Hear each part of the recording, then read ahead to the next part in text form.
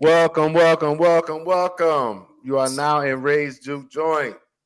It is I, Ray the Barber, your host, your creator, your owner, whatever you want to call it, whatever it is with the Juke Joint, where we come and we have a good time every time. The lights are on, the drinks are flowing, and I'm here with my boys, two owners from the Scumbag Baseball Classic Dynasty League.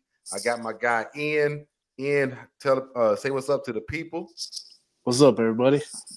Good And to be then I back. got my boy, as always, my nephew, my heart. Y'all don't even understand how much I love this kid. Justin, say what's up to the people. I'm back. He's back in the joint. So we Back got in the Dan, joint. we got Dan Goodwin coming on. He's got a little busy little schedule or whatever, but he's gonna be in at like 6:30, and we're gonna talk about his team. But the reason we're here, and I wish Nick would have been here. Nick was supposed to be on the show tonight with us, but he had to take care of some family business. So always got to respect family first. So think about it. We're here because we did a draft. We did part one last week with Asinine, Eric, myself. Um, I think Mac was on there too. Mac was on here. Yeah. Caleb was on here, and I'm hoping to get Dre on here tonight. But we had somebody else on last week. I don't remember. Long story Asinine. short, Asinine. I'm sorry, nephew. My bad. Wow. Long He story forgot short, about you, boy. we're gonna have the owners from each team on here throughout the off season until we go into pitchers and catchers. And then once we have a pitchers and catchers report, we're gonna have another show getting warmed up for the prospect showcase coming up in March. So anyway, Ian, I'm gonna come to you first. Ian, why did you decide to name your team the Wolfpack Stoners? Well, my last name's Stone, so the name's always got to be something stoner related. It's True just story. it comes natural. That's what she said. And my mother's maiden name is actually Wolf, so Oh, well, Wolfpack then it works out. Stoners. It works out. Let's go ahead and let's shamelessly plug your band or your cousin's band. Is it your cousin's band? That's my band, Null Driver. What is it? Null Driver, metal band. Oh man, I out thought of- you said MILF Driver. I was like, holy shit, they named their Not band that crazy. MILF Driver. Yeah, Oh my god. Null Oh Driver. my god. Neil Driver. Neil. Yeah, metal All right, band cool. out of Lansing, Michigan. I'm the vocalist for it. Okay, shit. Are you one of these? Or are you Yes. like actually I can hear words? No, I scream. Oh, okay, cool. That's Yeah. what's up. And No real words. and Justin, we already know what your team name is. You're the Targaryens, as always, Dracarys, baby. right? But Ian is a loyal servant of Stannis Baratheon, so I just want Right. to put that out there too. Yeah, I could respect it. All Yeah. right, so Yeah, go ahead. so here's my question, and I just want to bring this up for the both of you. We had the draft. We started on like December 10th, and it took us a month to get the draft going, to get the draft complete. How did y'all feel going into the draft? What were your thoughts coming off of last year, going into this year? Like, we know last year it was not a dynasty. It was our first year really having a league as the group of friends that we have. And then we decided in the offseason it's a dynasty. So when we started the draft and we decided we was going to draft early, what were your thoughts going into it, Justin? Well, going into last year, I tried to, I made a plethora of moves, almost 100 moves throughout the season. And that was something that it was the nature of the beast for me. I was always reworking the bullpen, trying to figure out the contingency plan. What am I going to do with that fifth outfielder, that second utility spot? Because usually if you look around the landscape, especially in 10, 12-man leagues, that first utility spot is going to be some thumper right there. That's your Mike linebacker as far as fantasy offense goes. And last year I was lacking in that, in that spot. So I had to figure out a lot of production. Going into this year, my first year as a Dynasty League owner, I had to do two things. And this is going to lead into Eric's question because I know he's trying to get all up in my business about one Bobby Witt Jr. But I had to go 2 routes, Ray. I had to be either Dave Dombrowski or I had to be Charles Darwin. And what I mean by Charles Darwin is you have to draft your type, your species. What's your type? And Bobby Witt is a 5-tool player that's ascending towards more and more MVP votes with every at-bat, right? But that's just one player. So I had to find a host. And a parasite always finds a good host. And this leads into Eric's question. So Eric's question for the people that he's referencing Eric's question. Eric had a question for Justin specifically because after the draft, Eric was just befuddled because Justin made a move in the very first round of the draft. Let me just pull up the draft board. Yeah, pull it up real quick. Let me pull up the draft board. Ian, bear with us. Let me pull up the draft board. Hold on, let me pull this up.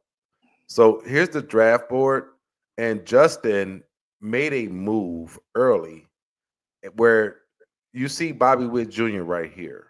Mm-hmm. Picked him first. Picked him in the first round, first round, 5th pick. But he traded that pick to Dan. And Dan, hopefully Dan will be here. Matter of fact, he will be here at 6:30. And we're going to talk about that trade, why he made the trade and everything like that. But you traded Bobby Witt to Dan. And why did you make this trade again? Well, you see, what I wanted to do was I needed to find a host. That's why I called myself a parasite. If I could somehow funnel one player to a guy that I could just swap in the 2nd round, I could end up with 2 first-round type of talents with only spending 1 pick. So basically, what I flipped Bobby Witt into was I moved up to get Michael Harris, basically the heir apparent in center field. He's going to be the next best center field. The same exact responsibility Bobby Witt has at the shortstop position, you can say Michael Harris has in center field.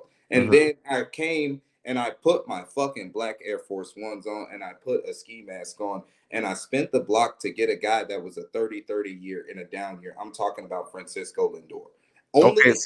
So what you're telling me right now is that when you made the move for Bobby Witt, your mindset was, okay, I have to get value for moving a 5-tool player with 2 players in the next round while sacrificing my 3rd round. Here's where it gets nice. It gets nice. Okay. Bobby Witt's value is his age and his ability to give you a 30-30 year potentially, right? Mm-hmm. Michael Harris can do that for Atlanta, and Francisco Lindor obviously did that for the Mets. I essentially traded 1 30-30 player for 2. And then what puts the icing on the cake is in the 3rd round. I don't know if you could pull the draft back up. I'll pull it back up. No problem. I actually got the best second baseman in the game for his age in the round in Marcus Semien, the most consistent player in baseball. He plays every day, over 730 plate appearances walking through the door. So with trading Bobby Witt, it aligned me to get a top 3 shortstop in the game, a top 3 center fielder in the game, and basically the black Cal Ripken. Francisco Lindor. No, Marcus Semien. He doesn't miss games. So let's get to the Wolfpack Stoners. Wolfpack Stoners, same question to you. What were you thinking going into the year? What was your process, your thought process after last year? To recap, Justin came in fourth or 5th place last year. I think it was 5th because Asinine beat me. At the end of the year, so that dropped me from 4th to 5th. Okay, and then Ian made a revelation. Ian, you could tell the people what happened to you. I'm just gonna let you tell the story what happened to you because you were in 3rd, 4th, 5th place pretty much the whole year. And then you mean how I didn't didn't realize there was like a consolation for those who didn't make the playoffs and didn't play it at all. The last 3 weeks of the season, Ian just said, I'm not doing nothing. He was a deadbeat owner. You're basically the Oakland Ians. If you don't make the playoffs, who cares, right? I guess so. But I think I finished 6th or 7th before. How many teams made the playoffs? 6? 6. So you had to have been like 7th. Yeah, you made 7. And I finished just outside. Yeah. And then didn't realize I didn't pay attention to the consolation stuff, and yeah. All right, so it was a 10-team league last year, and then we said we're going to add 2 more teams, and now we have a dynasty this year. So after last year's 6th or 7th place finish, what was your mindset going into this year? Well, with the dynasty, obviously, it's a lot different. You know, you still want to have veterans on the team. You need your reliable players, right? So there's Caleb. Don't include me in that, Caleb. No, we go. Let's let reply now. Let's let What's up, P5? Yeah, what's up, P5? What's going on? But let's let Ian go ahead. Continue, Ian. I'm sorry. But yeah, so your strategy changes up a little bit. So you're gonna really value age, of course, going forward. You want to do it. You want to be thinking the next 3 seasons at least was for me. I was kind of I want to be set up to have guys that are going to last me around 3 seasons is what I wanted at least out of my early round picks. You do need those veterans though that are going to play 155 games.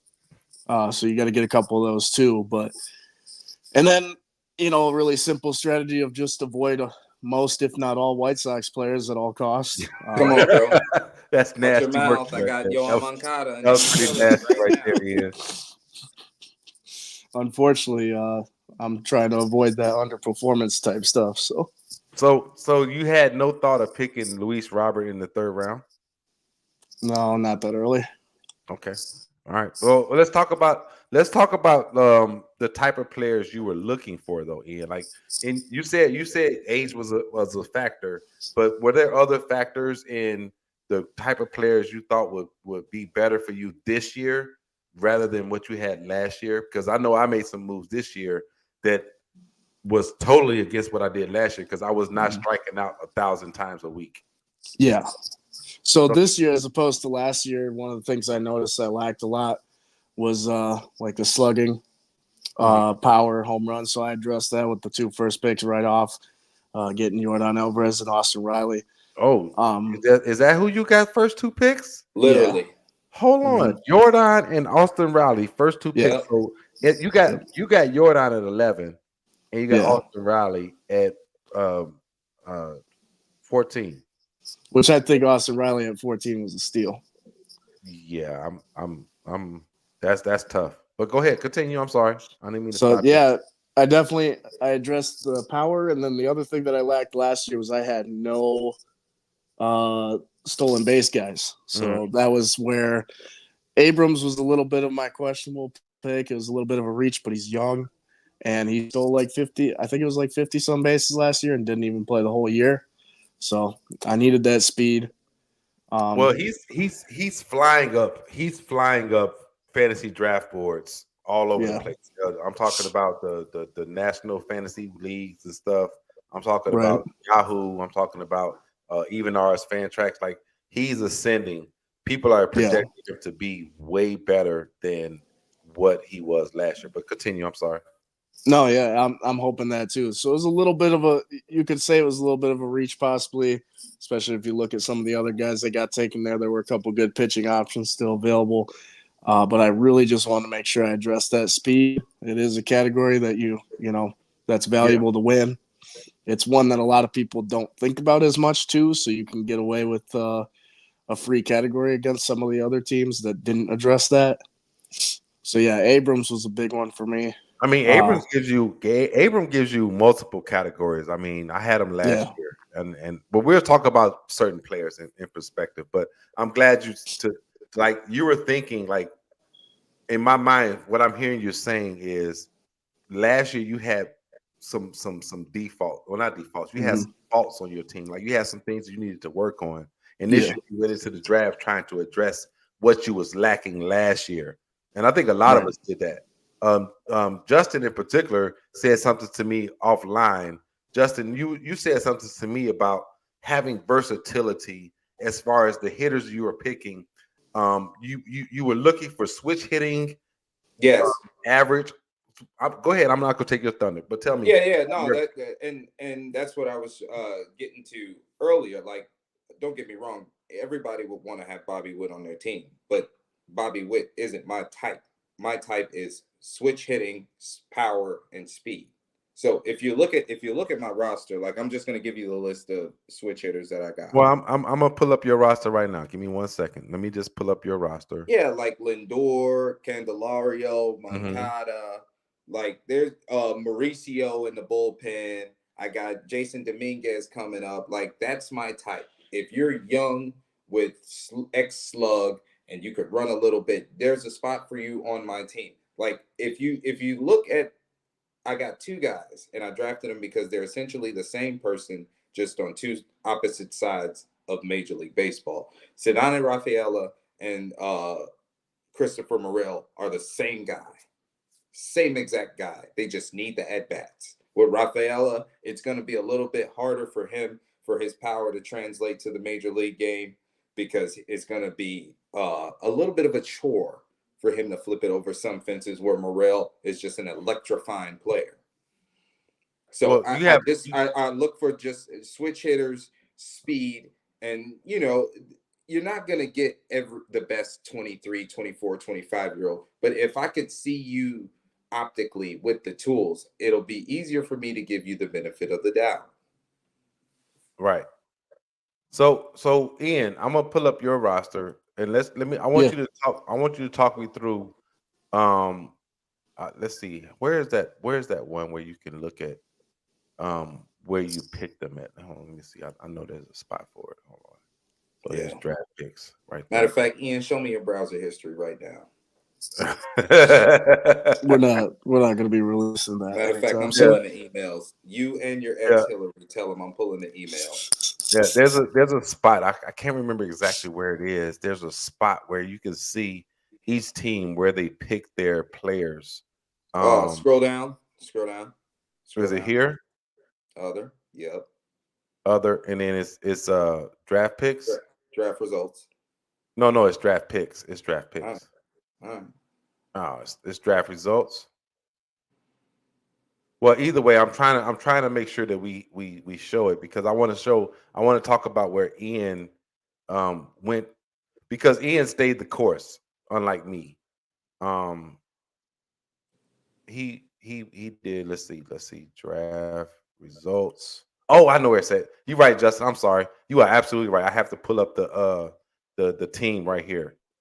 I have to pull Yeah, up the team on the draft yeah. results. You're So absolutely you right. the Joe Right Biden of here. the snacks. Yeah. I am that. I'm the oldest. I'm the oldest person around. So let's go The last to time you fell up the stairs. um. Actually, the other day, my slides fucking came off a little bit, and I went up. I Man, it was wasn't crazy. expecting. So Ian, talk me through your first couple rounds. Let's go round let's go 1 through 7. What were you thinking? So I know You Tristan snaked me for Casas. Casas. You know what I, I'm gonna I do think I was because going to I say ain't that. got I nothing know nice to Tristan say. Casas was one of the ones that Justin was really looking at, and you decided to go grab him, and then you spun the block around and got Spencer Steer in the 5th round, and then it looks like you Mhm. went pitching. What were you thinking? Yeah, so I mean that's kind of the benefit too of doing one with people you've been friends with for multiple years. As what they're thinking too, and some of mine like Casas, I might have got a little earlier than I wanted to, but it was also like I You got a to do it or I'm snake. not going to get him. The No, but first, Casas right now, his ADP across the board is 50s and higher.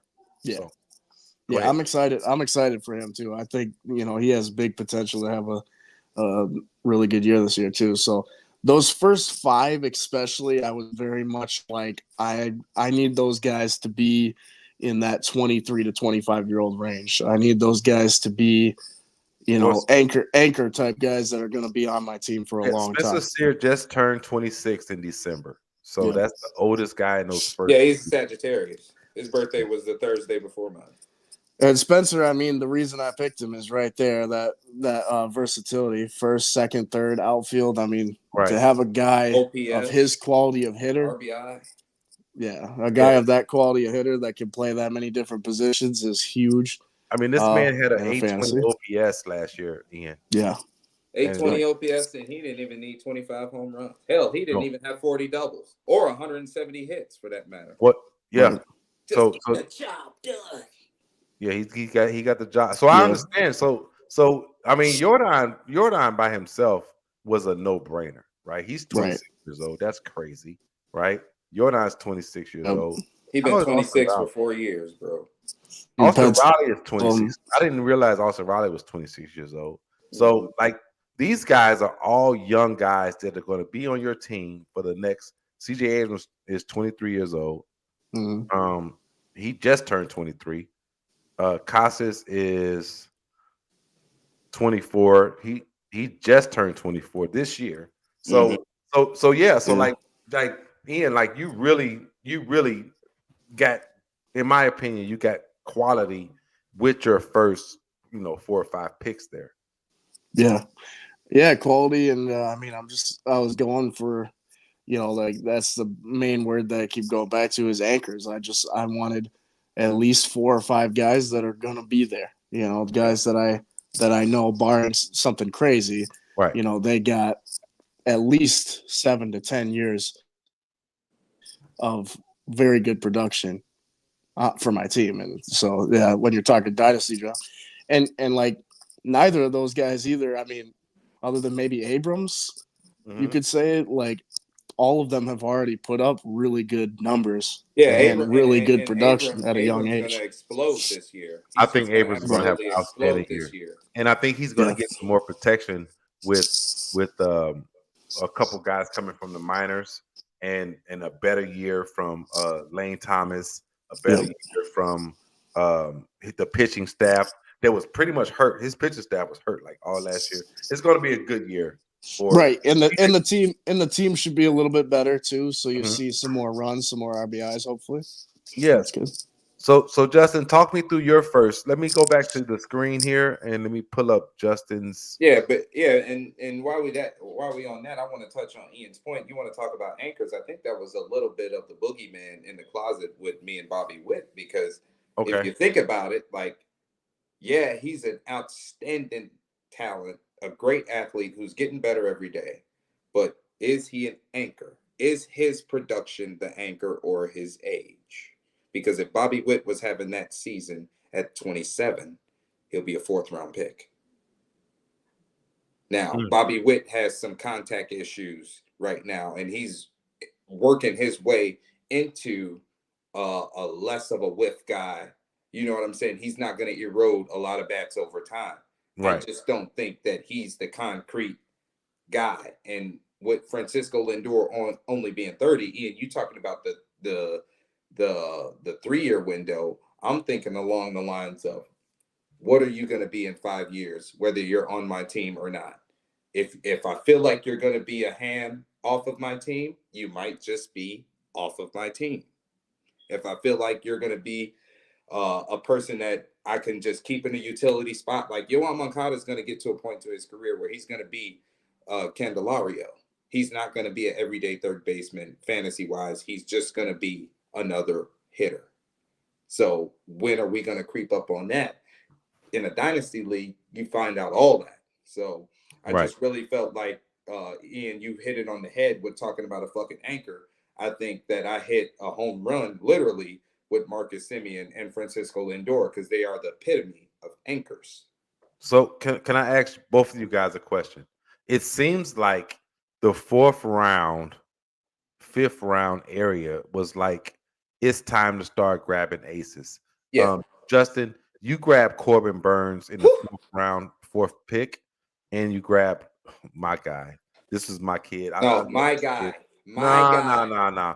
Cole, you grab Cole Reagans at 5 and 5, and then Ian messed around and got Pablo Lopez in the 6th round, and somehow unbeknownst to me, he ended up getting Cal Bradish Man, in y'all the better seventh stop round. overrating that man.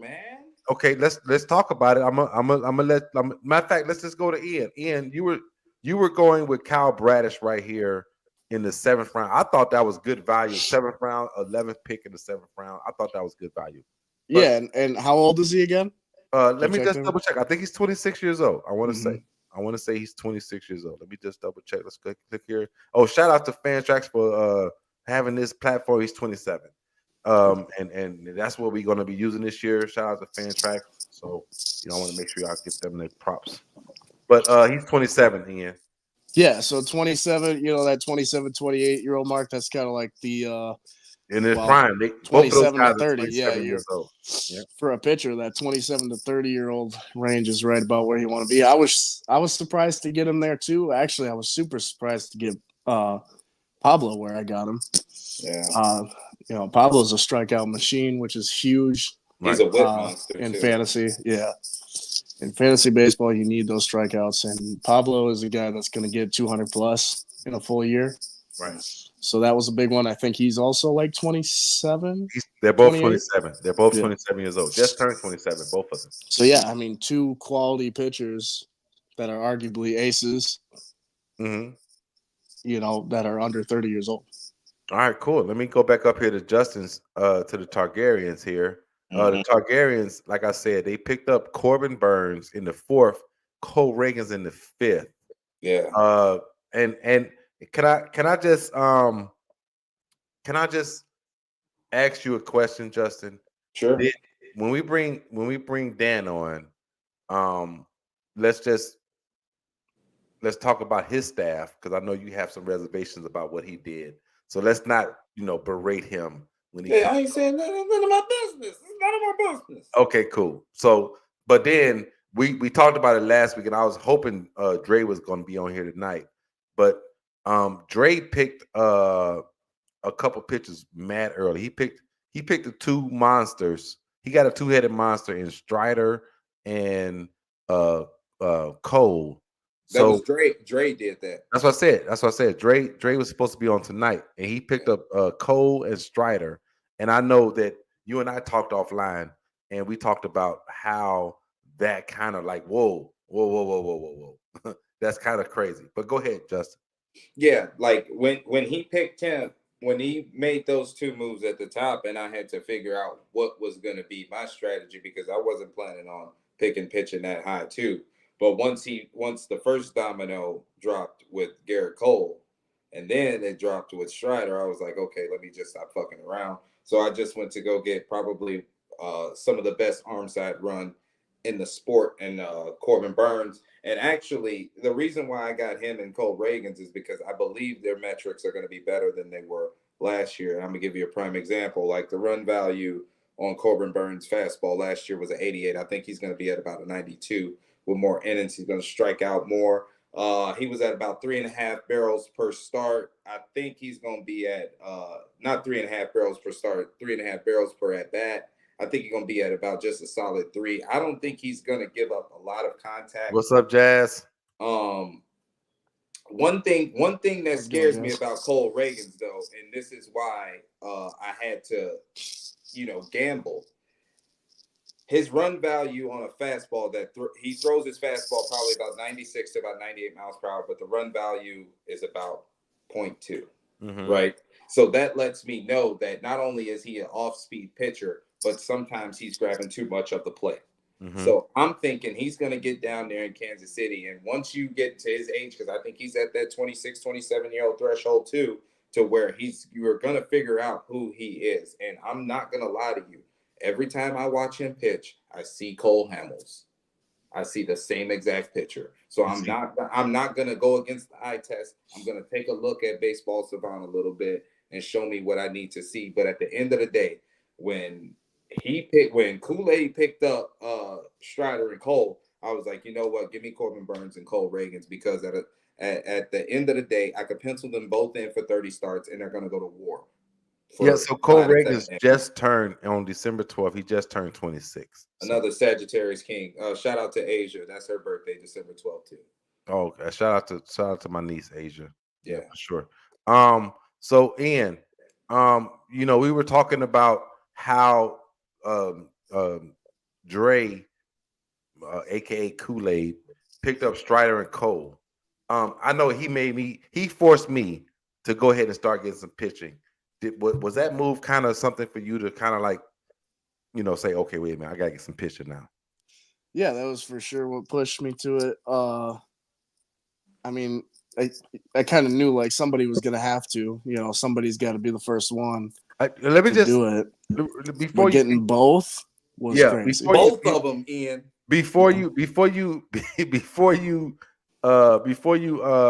go there, let me just go back over here and get back to the draft results, because I need the people to understand that our friend Dre, he picked Spencer Strider in the second round with the 5th pick in the second round, and he picked Garrett Cole right after that with the 8th pick in the third round.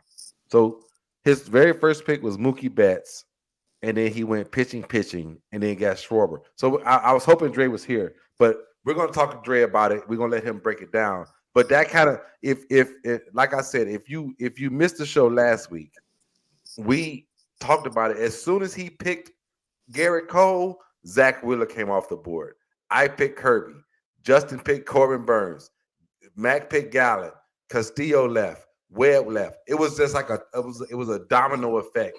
Yeah, it wasn't dominoes. Them were them big ass Lego blocks. Yeah, it shit was crazy. It was crazy. And then and this is the wild part. If you look at the draft board, Ian had to wait because he didn't go pitcher. He went steer in the 5th round. He had to wait until he came back around to get Lopez and Bradish.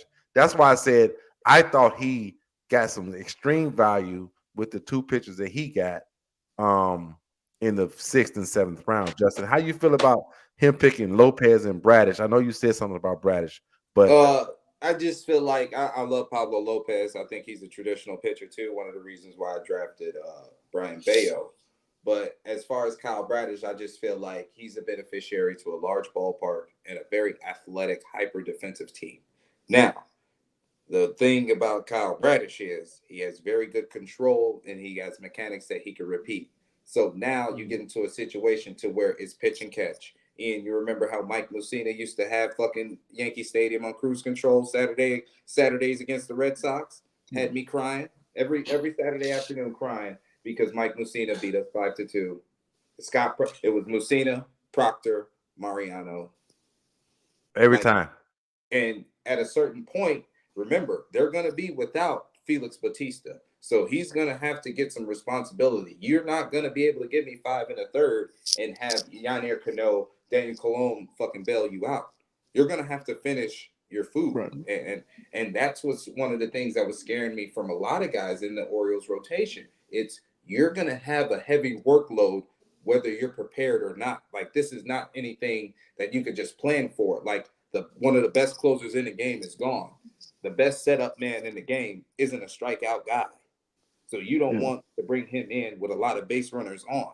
Mm-hmm. Grayson Rodriguez, Dean Kramer, fucking Kyle Bradish, Tyler Wells, like all of those guys, like nothing against them as pitchers. It's the circumstance. Oh, by the way, they play in the most offensively driven division in baseball.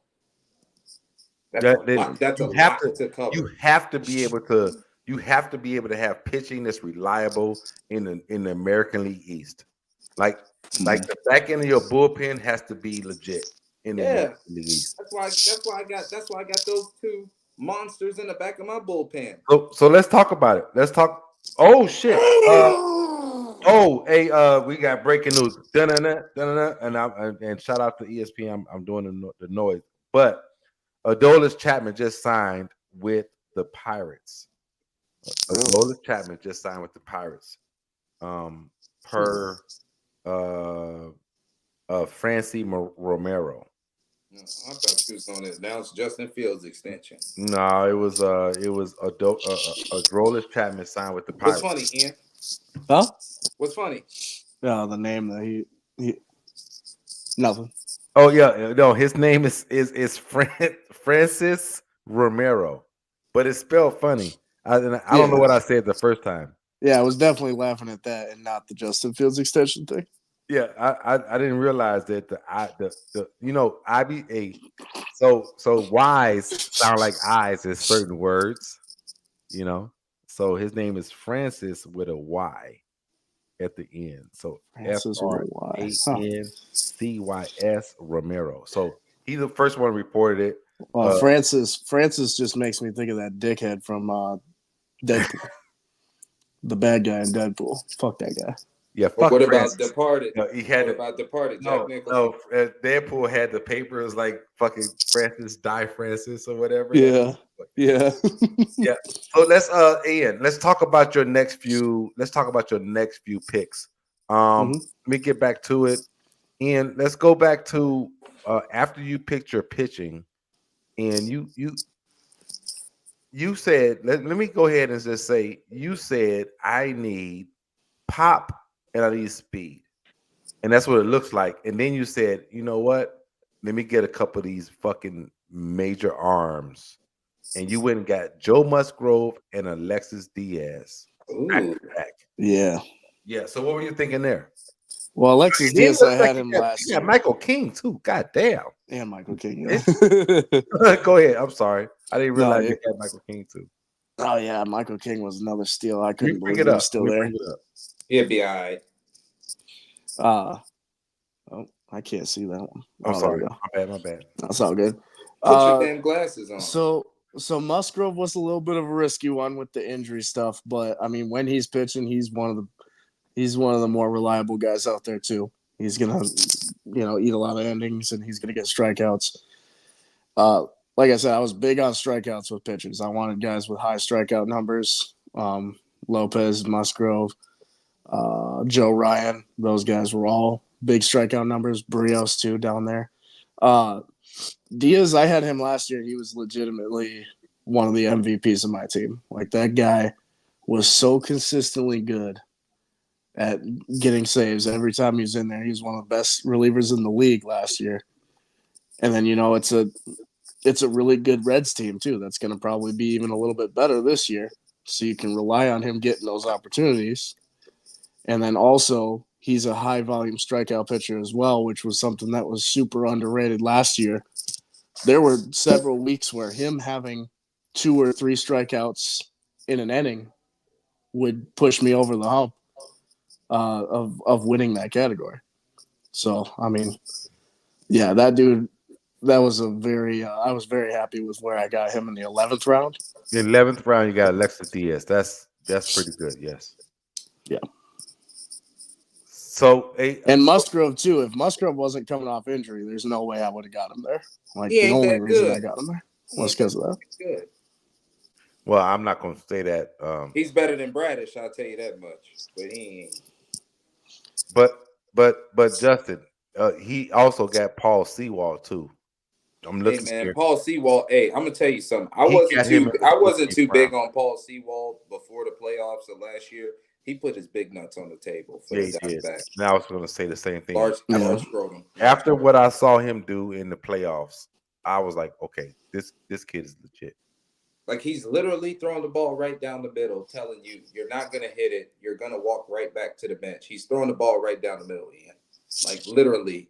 Yeah, like for sure. And I think hold on, I got go him. right there because he got another guy that throws down the middle too. Joe Ryan. Joe Ryan was another guy that throws the ball right down the middle, and people got a hole in their bat. I'll be watching Twins game mad as fuck.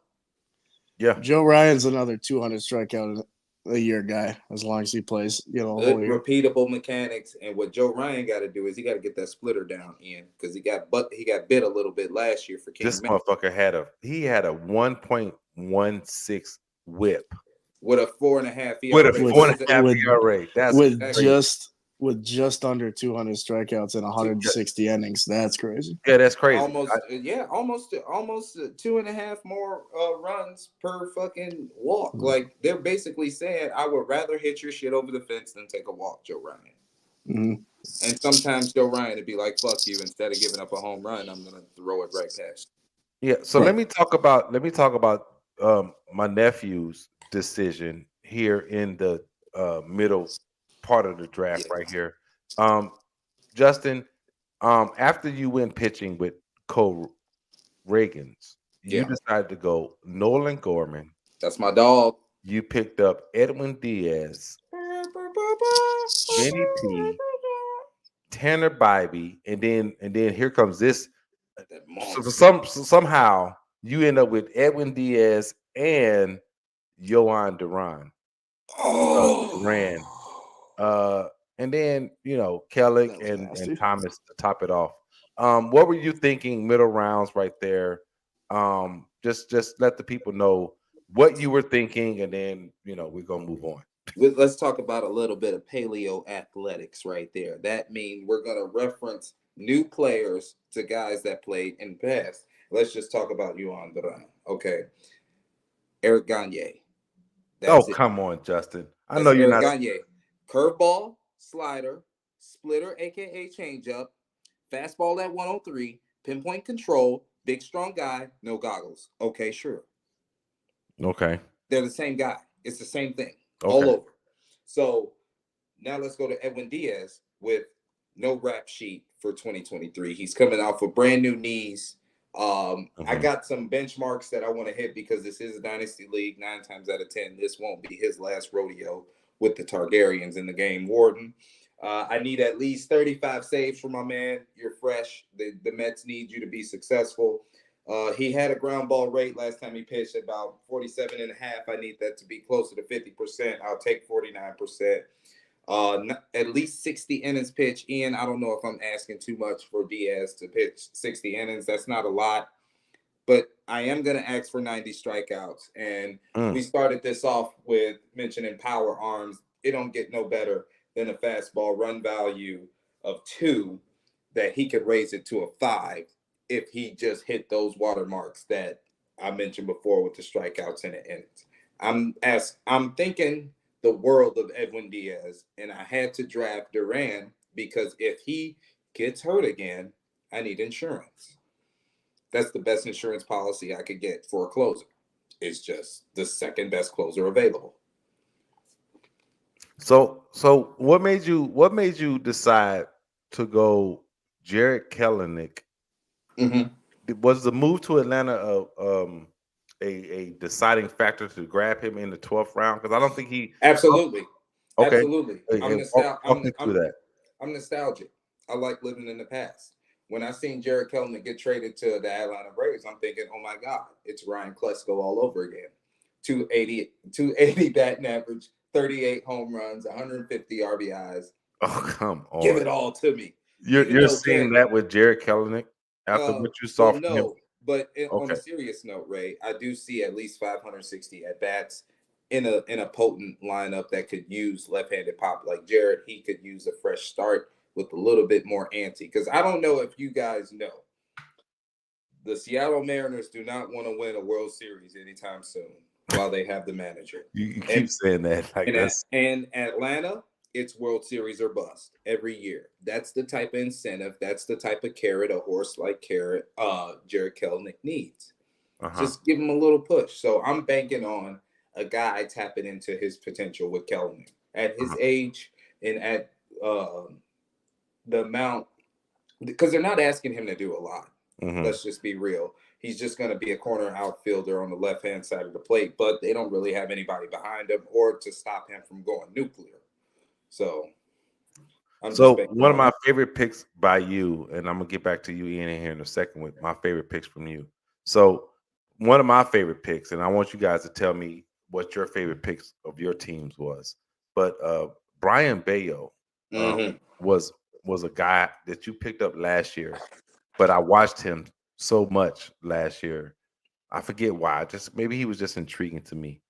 I enjoy that kid. He is a pitcher, and he's training with one of the best Red Sox pitchers of all times right now in the offseason. And then you also got Brian Abreu Yeah. somehow uh, in the late rounds. So in the late rounds, what were you thinking? And then why Brian Abreu? Brian Bayo, and you know Reese Olson, like real late. The young pitcher that you got. So Talk the young you got to pitcher. go for the species, and the species of pitcher that I like for my starters right now at their age is George Kirby. I want all of my starting pitchers to be George Kirby. What that means is arm side run, supreme control. With Brian Bayo, it's the simple fact that if you take away what he did down the stretch, I'm talking about when the Astros and the Rangers beat the shit out of him. That ERA and that whip is very inflated because that whip is like a 1.4 and he doesn't even walk guys. So I'm bank not only me being a Red Sox homer, but I know for a fact Brian Bayo could be in that George Kirby realm. Whereas we're looking at a Cy Young candidate that don't even have a 10 strikeout per nine. I mean, for his first year, this is not a bad line at all. 4.24, 1.33 RIP. Yeah. 132 Ks. Yeah, it's only 45 walks. So right. Most of his ERA came off of somebody's bat. That 15 quality starts.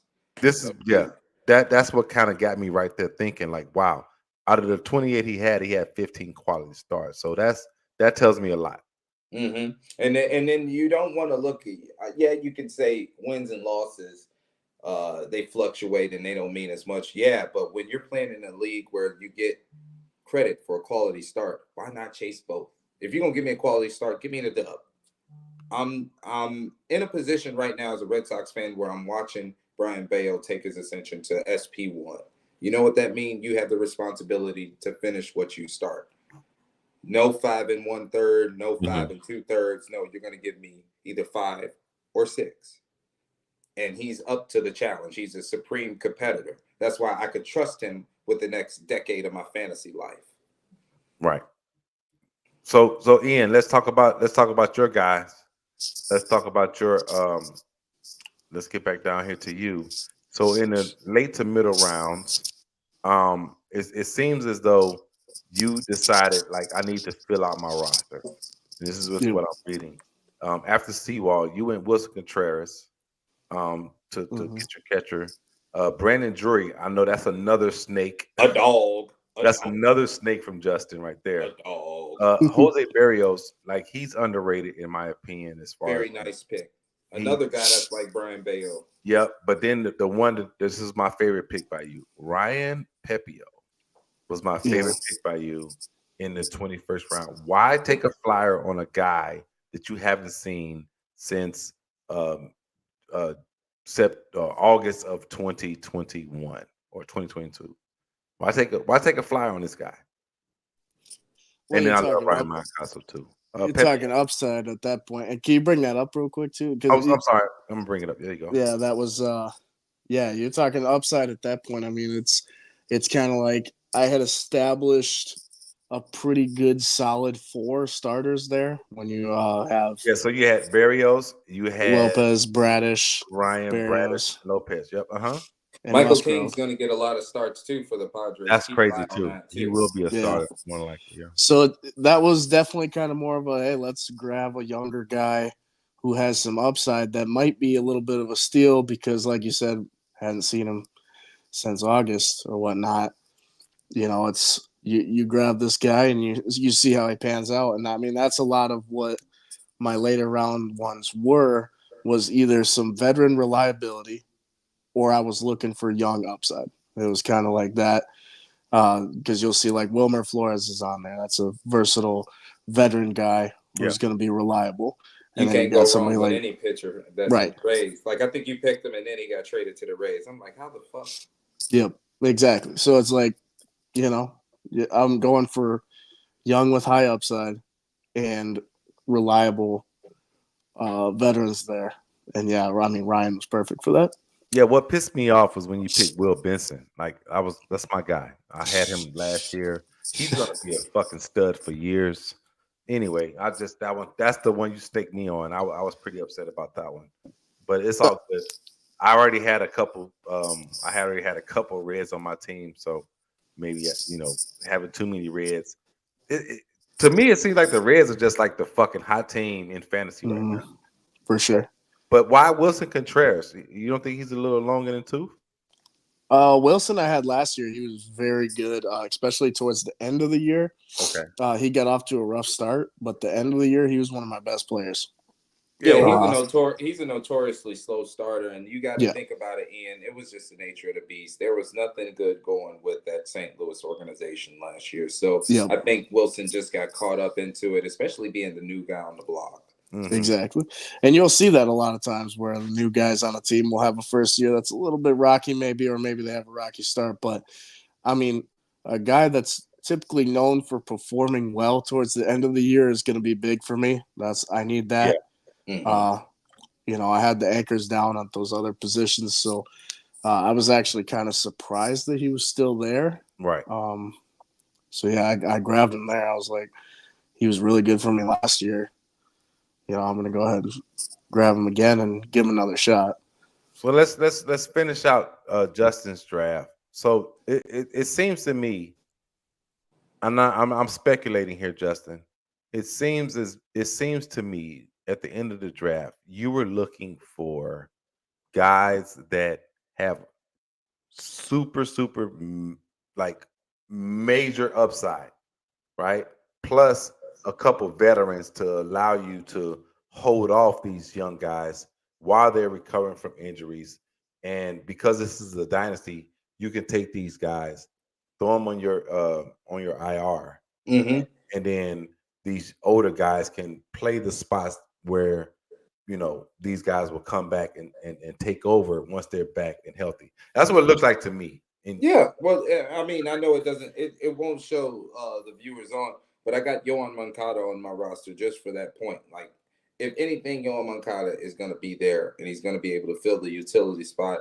Where I got Ronnie Mauricio, and I got guys like Jason Dominguez, who's going to be on the mend a little bit this year. They're not coming back to August, so somebody got to fill those roles. And I do not want to have a revolving door. I would just rather have my utility spot be the same 2 to 3 guys in the rotation every day. I don't want to play with that area of my lineup. If you look at my starting rotation with my pitchers, the oldest guy that I got is Jacob DeGrom, and he's coming back in August. Outside of that, I got Corbin Burns, Cole Reagans. Everybody else is 25 or younger. That's going to be a lot of pacifying I'm going to have to do for my rotation. The last thing I want to do is be drawing in a fucking lineup card like I'm fucking I Pedro didn't realize Cabral. Taj Bradley was only 22 years old. That's crazy. Exactly. So you think he's going to be able? I'm going to have him in my lineup every day to make every start against the No, American you League can't. East? You can't No, do it. but I got a secret weapon, Ray. What's that? What's the secret weapon? I didn't see it. Reese Olson. Reese Olson is the secret. Oh well, I love Reese Olson. I You love know Reese why? Olson. Go ahead, continue. He Reese, got the same birthday as me. I just love the kid. But anyway, Reese Olson. Not only is he bulletproof, he's a whip monster. He had a 1.12 whip. Learning how to pitch in the American League, it's probably going to be a little bit lower than that. If I got a guy that throws that power sinker, and I don't have to, because he's not going to miss any starts. I'm not sitting him against anybody because of his repertoire. Like starting Reese Olson, that could help me on days when I don't want to start Taj Bradley, or I don't want to fucking take this chance with Brian Bayo and still be able to maintain my innings. yeah, they said he had 6 outings at the end of the year. After those 6 outings, he had a 1.51 ERA with a .87 WHIP. Over 35 innings. Yeah, that's pretty sick. Almost a 1 to 3 walk to strikeout rate. Like, it's not like he's just getting lucky. He's overpowering people in the strike zone, and he doesn't need the strikeout to be successful. I'm Right. gonna need that. I need it. Yeah. So I mean, like we're just looking at the back end of your team here, and you end up getting one of my favorite players, That's the only catcher I planned on picking in this draft. and you got him in the 23rd round. Absolutely. Yeah, Mitch Garver is a steal in my opinion. At 23, like The writing was on the wall last year when you seen what they were doing with Cal Raleigh. They wanted Cal Raleigh to assume more of the catching role, but they couldn't because Tom Murphy was on the roster. Now with Henry Ford coming up the ranks, what you got to do is make sure Kyle Raleigh catches for the next year and a half while still maintaining some thunder in the lineup. Signing Mitch Garver for that that temporary contract. I think it was 2 years, 30 million. That's perfect because Right. nobody's development and nobody's money get interrupted. No, And I he's agree. gonna give me 24 plus bombs if he has, and he only needs about 440 at bats to do that because of his X slug is just off the charts. I love Mitch Garver, love Yeah, the power off field. Miss Garver is a what you say, a dog. He's a Yeah. dog. Woo-hoo. Yeah. Ian, are you there? Yeah. He just Oh, got done okay. rubbing one out. Oh, Mhm. oh my goodness. All right, so Ian, let's talk about the back end of your draft. The other player I love is Jason Adam on your draft. I love Jason Adam. That was a Man, great piece for the bullpen because Yeah. the bullpen was the one thing that I was feeling a little bit shaky about still. Even though, well, I mean, not really though, because like Alexis Diaz and Michael King already alone was a really strong. But I think like But it's everybody, huge to have depth. yeah, but everybody was kind of like thinking about it a little bit different than what we did last year. So last year we had saves plus hold Mm-hmm. and saves, and we had holds.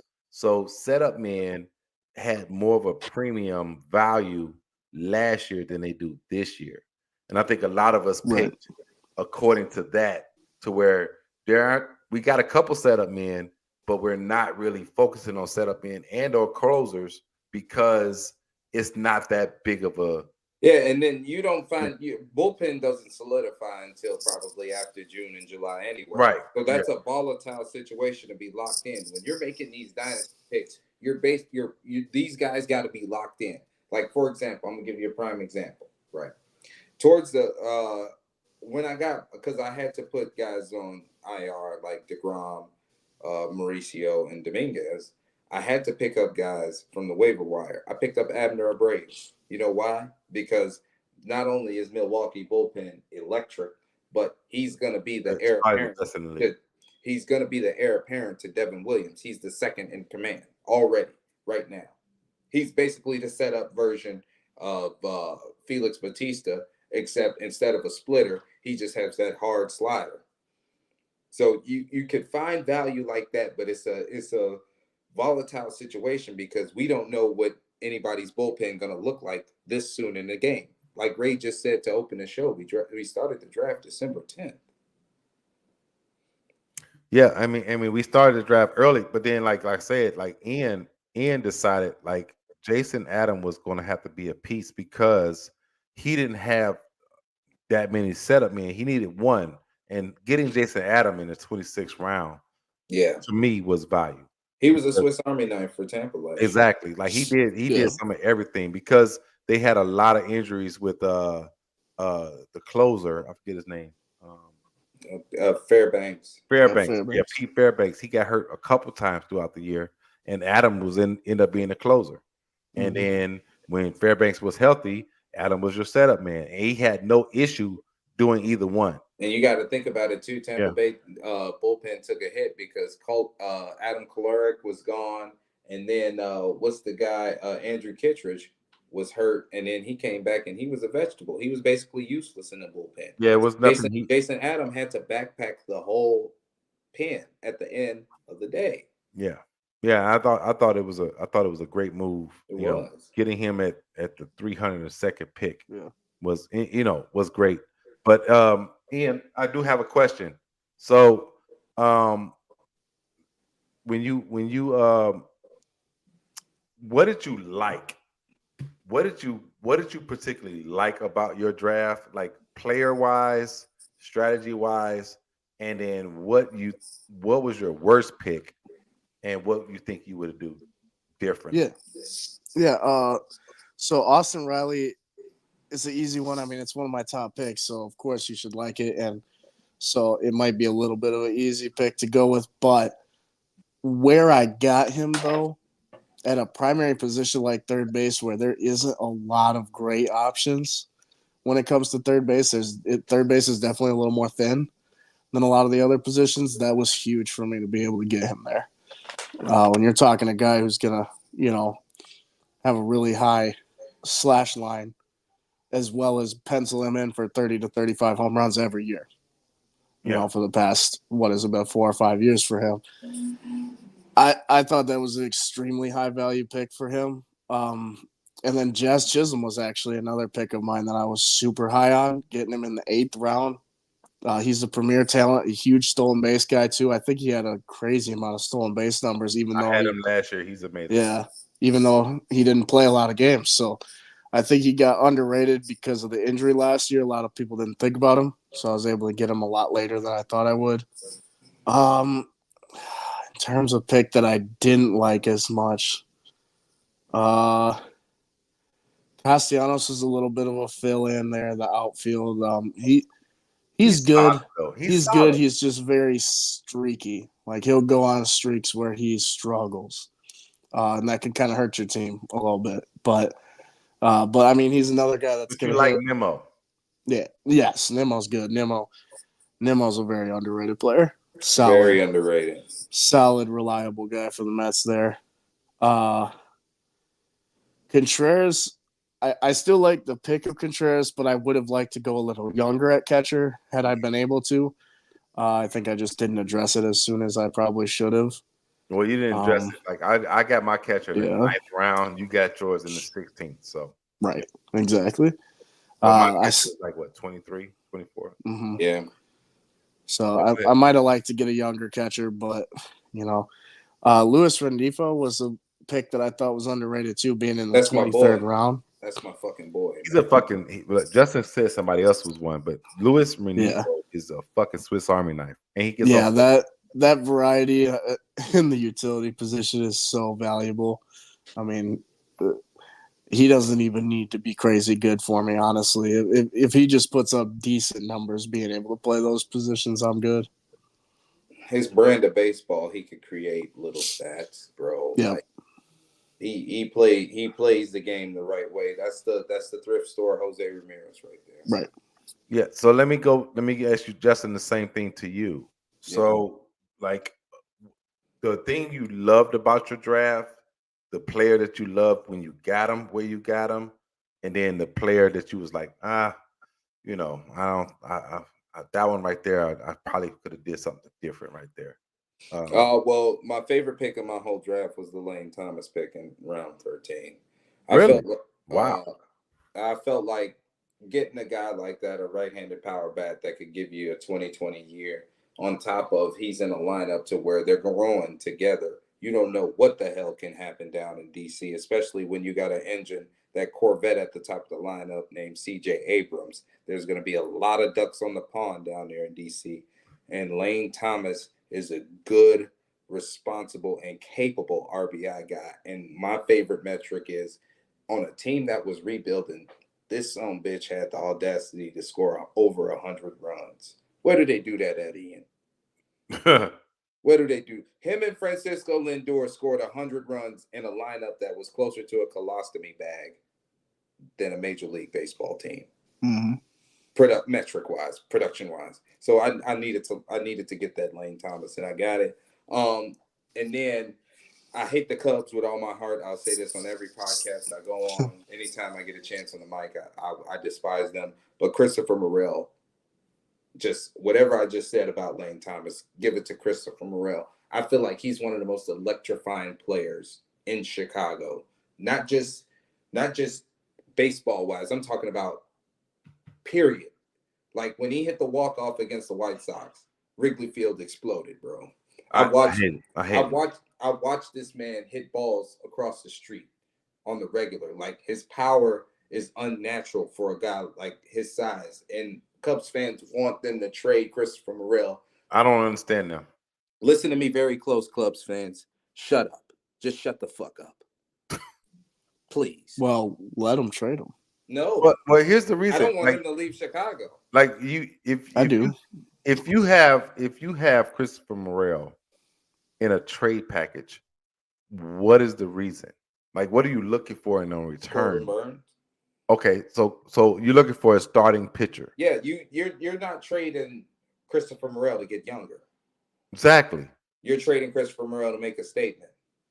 You're trading Christopher Morel in a deal that you would bring in a pitcher of let's just say a Cole Hamels ilk or a Roy Halladay on his way Mhm. to Philly. That's what Mhm. you trade Christopher Morel for. But that's a I win don't now know. move. The Cubs are not in a World Series. That's a World Series move. Yeah, that's a win now move. That's it. Yeah. That's not where they at. And then No. to piggyback off what you're saying, to bring in Craig Counsell, in my opinion, takes that part of the thought process out of it. How would you hire a teacher and bring in veterans? Like, it doesn't make sense. What you do with a guy like Chris Counsell, you are Craig in the Counsell. evaluation process of your franchise. You brought in Chris Counsell to put baseball eyes on your baseball players. That's it. The Cubs won't be able to compete until about 2027 when the wallet open up again. Be glad that you got good, young, cheap talent that is going to explode again. And at the end of the day, we hope that everything goes wrong for their team. I swear to God, we do. Yeah, I swear to God, we do. we really don't want anything good to happen. What was it, Addison and Clark or whatever the fuck down there? Yeah, Waveland. Waveland. Yeah, I don't know what the fuck it is. I don't go down there. I have no business down there. If you ever see Ray the Barber down that way, I'm probably in trouble, and I'm giving signals. Oh, that's unbecoming if you down there in Wrigleyville and you smiling and shit. What you happy for? Yeah, what are you happy for? What are you happy for? So If Christopher Morel likes Chicago though, and he doesn't want to wear that lame ass Cubs jersey, one of the you owners can always come over here. The one of the owners, Caleb, the commissioner, is asking for you to rank the league. What do you mean? What do you want me to rank on a scale of 1 to 10? Meaning, no. In order, he's trying to say, where do you see the number one? Who's the number one team in your opinion, and who's the worst team in your opinion? Bring it up again, real quick. I'll bring it up one more time. I'll bring up the league. What you want, the full draft results, or you want the? Hey, just go to the standings. Pull up the standings. All right. Cool. Yeah, that way we can see. Because I kind of vaguely remember what everybody picked. Standings. Or do you want to go to the draft results? What you guys want? Either one. Yeah, it don't matter. Yeah, let's go draft results. So we all agree that I'm finishing in first place? No. No, not at all. So that just throw a wrench in everything, then. But I think you'll be good though. So let's just go. We got some guys here. Maybe this ain't the best one. This ain't the best one. I don't think this is the best one. This can't be the best one. You want to go here, or you want to go back to the standings? So standings. So that doesn't show you anything. Well, it says like all the team names. Yeah, all the team names. Okay, so you just want team names. Okay, go ahead. Yeah, that's all. Like, see, looking at those poor saps right there. Like, I think they should just switch me and Danikin, and then the rest could just fall where it may. Yeah, I don't know why this is like this, but let's go to. Yeah, go to the draft board again, real quick. Okay, and then you want to just look at everybody's team like this. Yeah, everybody's team. Let me just take a little scan real quick. All right, so here's Eric. Here's Ian. I really like Eric's team for this year specifically. Okay, so you like Eric's team for this year specifically. Okay. Mm-hmm. What about Bull? What did you think about Bull's draft? Bottom of the league. Bottom of the league. Wow. He's not gonna like that. He's gonna talk about it next week. I have Bull on next week. Middle to bottom. Middle to bottom. What about Asinines? You got Juan Soto, Harper, Altuve, Steele, Young, Gilbert. Nines is another one that I like for this year too. Yeah, I like Asinine's team personally. Okay. All right, so let's move down to King Mac. Mac's a little top heavy again. Yeah, Mac he said again. Mac enjoys picking letter P shaped ass fucking teams, just really top heavy with no ass. I just think I think Mac is gonna have a very good team this year. In terms of age wise, I feel like he he definitely went with some of the older guys, so it'll But be that's why interesting he's to see how he scrambling now. does. That's why he's scrambling now. Yeah, but I think he'll be solid again. He'll be up towards the top again. I mean, he's got some of the guys up there that are bound to have another really good year next year. I just don't know about going forward though. But Yeah, I was hoping Dan was gonna make it on. He just texted me. He's stuck in traffic, so you know we'll get him next week. But let's go. We was at Mac. So this is Ken and Dre. Yeah, I like Dre's team a lot. You like Dre's team a lot? Yeah. Dre, I think he's going to have a really good time with the pitching. I do think he's going to be more of a middle of the road guy though, because I think that's a lot of swing and miss on his offense is going to have a tough time catching up. He's going to have a lot of games where he's either barely winning or barely losing. Because he doesn't have, like, if you look at Nico Horner, Mookie Betts, and a little bit of Alex Bregman, those are the only guys that can manufacture something. You know what I'm saying? Yeah, he's going to hover around 50-50. Mm-hmm. Or 500. Sorry, that's what I meant to say. 50-50. What the fuck? I don't know what 50-50 means. That didn't make any sense. Yeah. All right. So what about Ken? Ken had a pretty good draft in my opinion. He got Tatis, Albies, Robert. He picked Luis Robert too high. Really? Yeah. So and I'm a huge LeBron or a huge Luis fan, and I still think he picked him a little too high. I'm hoping I can get Ken on next week and have him explain why he went Robert 3-7. Well, injury risk is the biggest concern there. It's just, you know, if he does have any of his injury problems, you're talking about your third, right? You're talking about your third best player on the team. Like, that's scary to me. But I mean, he's got some reliability in. But if he doesn't, I mean, dude's and capable then think about this. One of the best hitters in the AL. Think about this, Ian. Fernando Tatis lost his shortstop eligibility in fantasy. Yeah, you basically picked two outfielders, three outfielders in your first 10 picks. An outfielder in fantasy, I have a hard time. Like, I just don't think outfielder in fantasy. I don't value outfielders that high. I don't value them that high either. Like I got my one outfielder early. I got freaking Kyle Tucker mad early.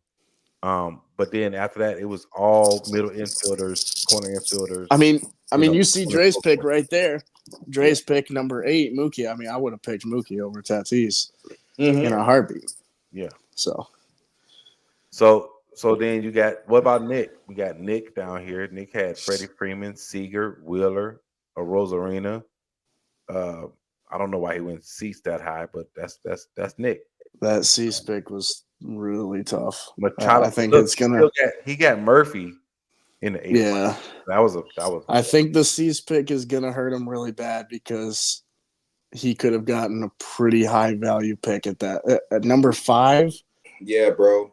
Like Ray, I was talking to you and Eric in the DMs about the Oakland pitcher Joe Boyle. He's gonna be better than Dylan Cease, and I got Joe Boyle with my last pick in the fucking draft.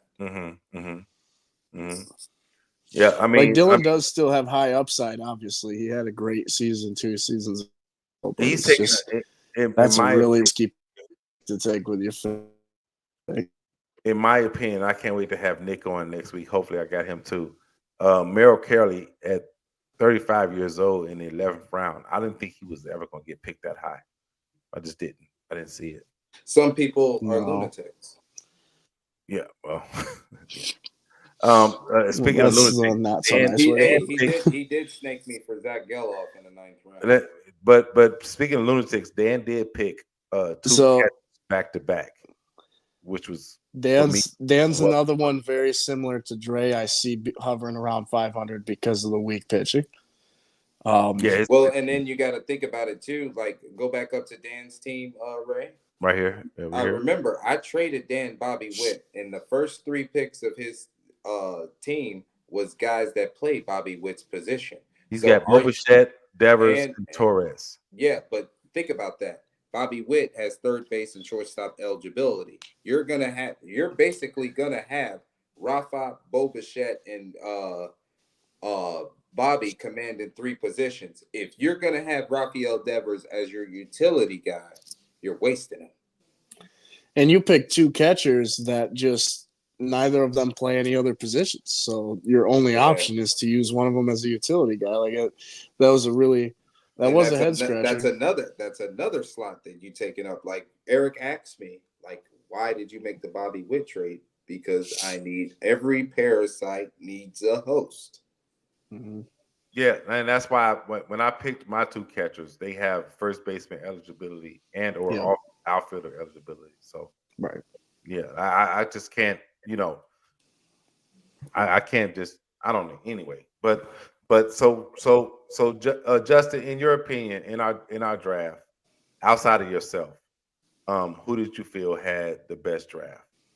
I'm honestly, I think Asinine had an outstanding draft considering the species of player that he wanted. He stayed consistent throughout the draft, didn't really deviate off the path, used the metrics really well to guide him. I think he had a really good draft. It's just going to fucking suck when I fucking demolish him this year. Ian, absolutely suck. Ian, who did you think had a good draft this year? I like Eric's again, man. I mean, you can't.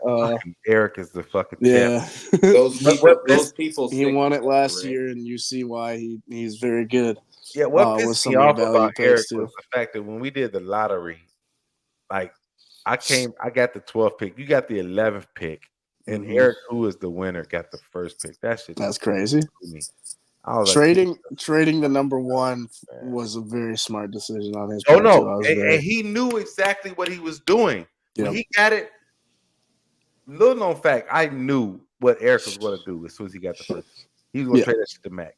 Yeah, he had value. What did he end up getting? Let's go back and review.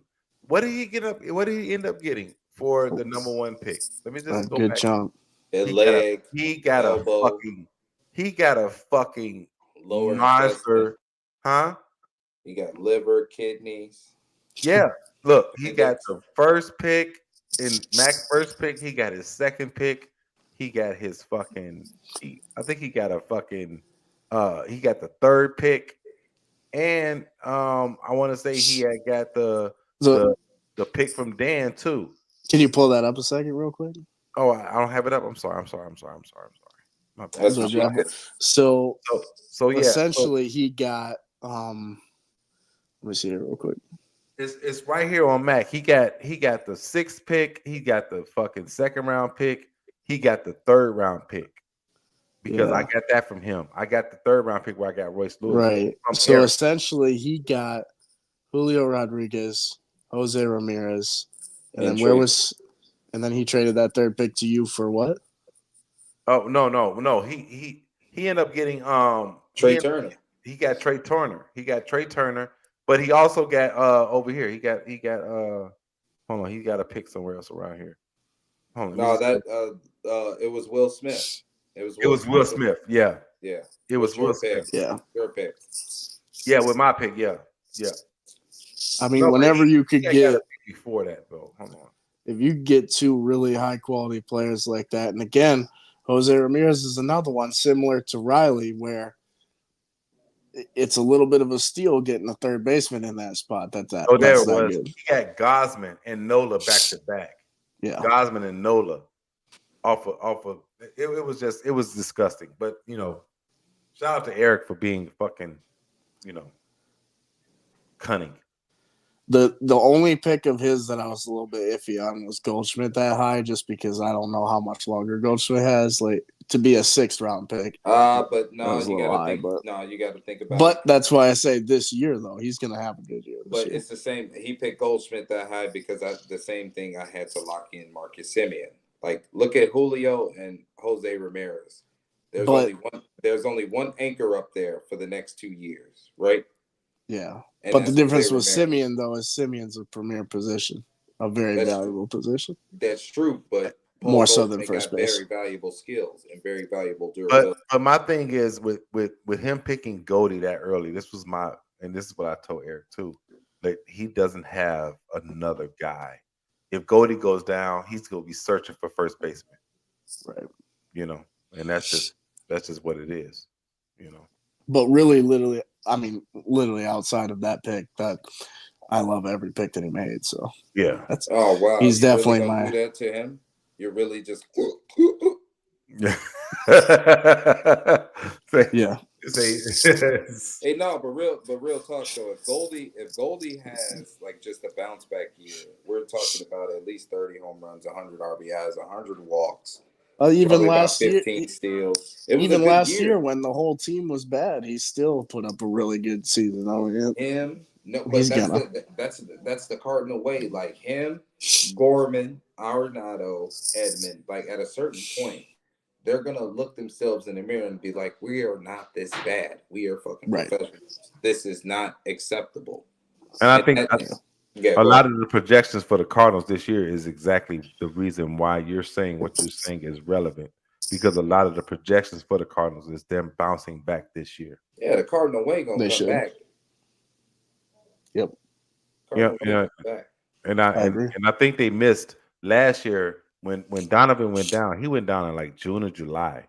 That kind of messed up the feng shui of the whole team Yeah, because because he Donovan. was the straw that stirs the drink. Yep, he was the Spark table plug. setter. He was the table setter. So without him at the top of the lineup, it was kind of like you know it was topsy turvy. But then you're gonna get a better year out of Jordan Walker. You're gonna get a better year out of Nolan Gorman.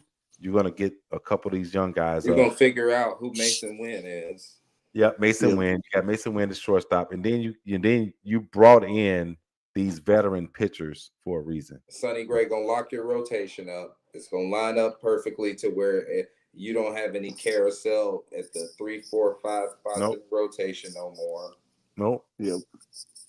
So I mean, I hate it for the Cubs fans. They have to I see. love it for the Cubs fans. I, I, Why do I we hate it for the Cubs fans?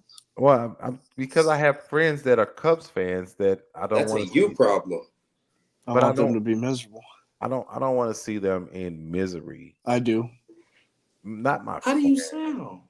Not my friends. How do I you want want to sound? see him. I want to see him in Okay, baseball well, put it this misery. way. I hope everything in their life goes well, Maybe, except for that. maybe I want to see them in misery, but I don't want to see them suffer. Is that better? Does that make sense? I want to see No, both. No, that doesn't. I want to see both. both. Yeah, well, either way, the Cardinals are going to be fucking dope. In my opinion, they're going to win the Central. I don't see no other team. Well, that Cincinnati really just takes off. So, Cincinnati could. It just depends on how quickly those young guys are yeah, but I playing at mean, the level they Nah. can. Noel V. Marte having a big year will play a big role. Ellie I think playing, he's gonna be good, really good. yeah. I mean, but Ellie being Ellie, like up to be his potential would be fucking amazing. You still got Matt McClain out there, Spencer Steer, TJ Frito, fucking. They got Junior Caminario, not A healthy Jake Fraley. a healthy Jake Fraley. I mean, this is like a team. Now I'm gonna give you a wild card. If Tyler Stevenson taps into his potential, that Like could I be the love Tyler difference from Stevenson. Like, winning 80 games and okay, what do you mean the Reds got a 3.5 game lead in the NL Central and it's but September? it's not even Stevenson. If they get Lodolo back, He has to produce like at this point in the game for what Tyler Stevenson brings to the ball yard. He has not produced to the level of his talent. What I'm telling you, Ray, this could very well be a year where we see an 800 OPS season for Tyler Stevenson. Caleb is pissing me off. Do you know how many home runs that could amount to? That How could many be home 32 to 35 home runs with a guy with his contact rate. Oh shit. Gray's gonna have an off year. Sounds like Yeah. something a Twins fan would say He's a because they're hater, upset they didn't bro. re-sign him. Yeah, that just comes from, and I'm glad you guys picked up on what he was. Caleb looked like Andy from Toy Story. I Yeah, swear. Caleb was trying to, say that because he really wanted him to stay in Minnesota. He's not staying. He's gone. He's in St. Louis. So it is what it is. He But just got engaged. Congratulations, Caleb. And you Yeah. still thinking about your ex. Wow. yeah, so I think the Twins getting Lodolo back is going to be huge for them too. Seeing Minnesota back down to like third place in the division would be cool. Ooh, I Detroit, mean, Detroit and Cleveland. Cleveland. I mean, Detroit back at the bottom. but Detroit's pitching is going to be better this year than it was last year for sure. Doesn't matter. Big ballpark, they're screwed. Well, Big ballparks help pitchers, but you know what, Ray? Why don't you just pack Ian up before you say right. I have a feeling like their pitching is going to be better. At least that worthless fat Riley, first baseman retired, so that should help him a little bit. Wow. get it off your chest. You know what, Ian? Like Get it off your chest, big boy. The disrespect of like Hall of Famers is never ending. Like this shit is unsavory. It's unbecoming. The last 5 years of his career have been horrid. Mm-hmm. Horrid. The last 5 takes of yours about Miguel Cabrera. Caleb said, not for the money. It would be interesting with the visiting stadium that Gray would play at. Caleb, since Sonny Gray plays for the Cardinals, I'm getting a Sonny Gray jersey and I'm wearing it to Wrigley Field anytime he makes a start there. I like that. Yeah. I might get the baby blue one with the red bird on there. I like the baby blue. Sorry, Cardinals. Those are dope. But anyway, Reggie I appreciate Ian fighting through his sickness. Yeah. But you got AIDS? I appreciate you coming on to the show tonight. I appreciate you like I'm gonna keep that disclosed. Truly appreciate you doing what you did. And then, appreciate you having me on. No, for sure. And then Justin, always a pleasure having my nephew on here. There is no other baseball mind as deep and pause. He remembers everything, and I don't understand how he does it. He's a fucking machine with baseball shit. So thank you, nephew, for coming on. I love you. And Ian, love you, man. We're gonna get up out of here. Hell yeah, man. Next week, I'm hoping to get everybody that I missed next week. I hope Dre's on. I hope Dan is on. I'm hoping Nick makes his way over here. Ken, and I got Bull, and I think I got one more owner to get their perspective before we move to the. You can count on me being in the comments torturing Bull. Yeah, I know you will. Oh wow! Before we go, Justin, Caleb had one last thing to say. If he gets MVP votes, I might buy it for you. Yeah, that's great. MVP or Cy Young votes? I'm guessing he says MVP. I think he said that intentionally because that's like not gonna happen. Yeah, it's not gonna Caleb, happen. you were better off saying if Sonny Gray gets a silver slugger, you would buy me the jersey. Yeah, he could get MVP votes once he fucking puts up this 20-win season. Yeah. Before we get out of here, 20 home runs. Ian, I want you to hit a contrast between the two lines. Ian, what do you think Luis Robert's going to do this year? What was his stat line? Luis Robert, I think he's going to bat 285 plus. He's going to turn it around on the average. He's going to hit 38 home runs or more. And he's going to slug well over 500 again. Justin, do you have a rebuttal to that? 240 average, 320 on base, fucking 470 slug. He's gonna have the 823 OPS.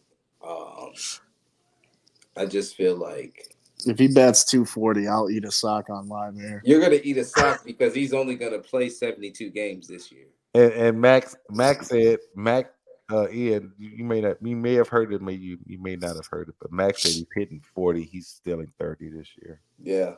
He's stealing $30 million from the next dumbass team that decides to play. Anyway, I did those will be you guys' party remarks. Let's turn the lights off in this mug and let's get up out of here. This has been the Juke Joint. I appreciate everybody coming in. Make sure Red Sox are going to finish 5th in the division. Yeah, make sure that you like and subscribe to the content on YouTube. And I appreciate you guys coming on and all the viewers and everything. And we out this biatch.